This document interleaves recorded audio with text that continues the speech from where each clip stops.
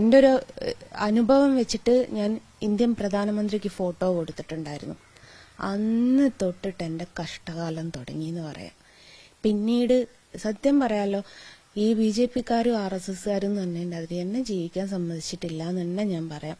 കുറേ BJP-യിലും RSS-ലും ഒക്കെ ഉള്ള ആൾക്കാർ നിരന്തരം എന്നെക്കുറിച്ച് വീഡിയോസ് ഇട്ടിട്ട് ചെയ്യാത്ത തെറ്റിന് പൈ ഇങ്ങനെ ചാരിക്കൊണ്ടിരിക്കുക. അപ്പം ഞാൻ പറഞ്ഞല്ലോ, വിഷുക്കണി ഒരുക്കിയത് ആരോ കണി ഒരുക്കി, അത് എൻ്റെ പേരിലേക്ക് എടുത്തിട്ട് അതിനെക്കുറിച്ചൊരു പോസ്റ്റ് ശശികല ടീച്ചർ ഇട്ട്.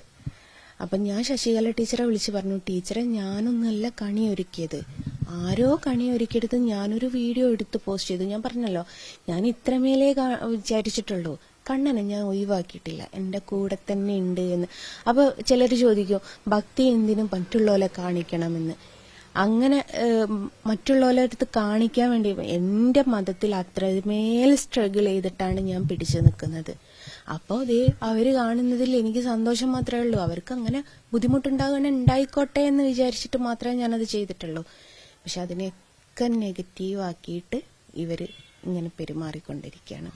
ആദ്യകാലത്ത് നിങ്ങൾ ഈ കണ്ണന്റെ പടം വരയ്ക്കാൻ തുടങ്ങുന്നു, ഇങ്ങനെ നിങ്ങളുടെ മതത്തിലെ ആളുകളെ തള്ളി പറയുന്നു, അപ്പോൾ വലിയ സ്വീകാര്യതയായിരുന്നു അല്ലേ? ഇപ്പൊ RSS-ന്റെ നേതാക്കളായാലും അല്ലെങ്കിൽ പ്രവർത്തകരോ BJP-ക്കാരൊക്കെ വലിയ രീതിയിൽ സ്വാഗതം ചെയ്തു ഇല്ലേ? പിന്നീട് അത് എന്താണ് ഈ കൈവിടാനുള്ളൊരു കാരണം? അവർ പൂർണ്ണമായും നിങ്ങളെ തള്ളി പറയാനുള്ള കാരണം? ഞാനൊരു കാര്യം പറയട്ടെ, ഈ RSS BJP എന്ന് പറയുമ്പോൾ ഇപ്പോഴും എനിക്ക് നല്ല സൗഹൃദങ്ങളുണ്ട് നേതാക്കന്മാരുമായിട്ട്. ഇപ്പം സുരേഷ് ഗോപി ആണെങ്കിൽ എനിക്ക് നല്ല സൗഹൃദമാണ്, അതേപോലെ MT രമേശ് ഏട്ടന്, അങ്ങനെ പിടിച്ചിട്ട് എനിക്ക് ഒരുപാട് ആൾക്കാർ, കുമ്മനം രാജശേഖരേട്ടൻ, ഇവരൊക്കെ ആയിട്ട് നല്ല ബന്ധത്തിലാണ്. ഈ RSS-ന്റെ BJP-ന്റെ നേതാക്കന്മാരല്ല എന്നെ ഇതാക്കുന്നത്, അണികള് എന്ന് പറഞ്ഞിട്ട് കുറച്ച് ആൾക്കാരുണ്ടല്ലോ. ഞാൻ RSS-കാരിയാണ് അല്ലെ ഞാൻ BJP-കാരിയാണ് എന്ന് പറഞ്ഞ് നടക്കുന്ന കുറച്ച് ആൾക്കാരുണ്ടല്ലോ, ഇവരാണ് എന്നെ ഉപദ്രവിക്കുന്നത്. ഞാൻ ഇതിനു മുമ്പ് ഒരു ആത്മഹത്യാ ശ്രമം നടത്തിയിട്ടുണ്ടായിരുന്നു. ആ സമയത്തൊക്കെ ഇവിടെ വീടിന് മുമ്പിൽ ആദ്യം ഓടിയെത്തിയത് ഈ അടുത്തുള്ള BJP ആൾക്കാർ തന്നെയാണ്.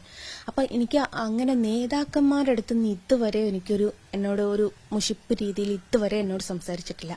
പക്ഷെ RSS-ഉം BJP ആണ് എന്ന് പറഞ്ഞ് നടക്കുന്ന കുറച്ച് വ്യക്തികളുണ്ട്.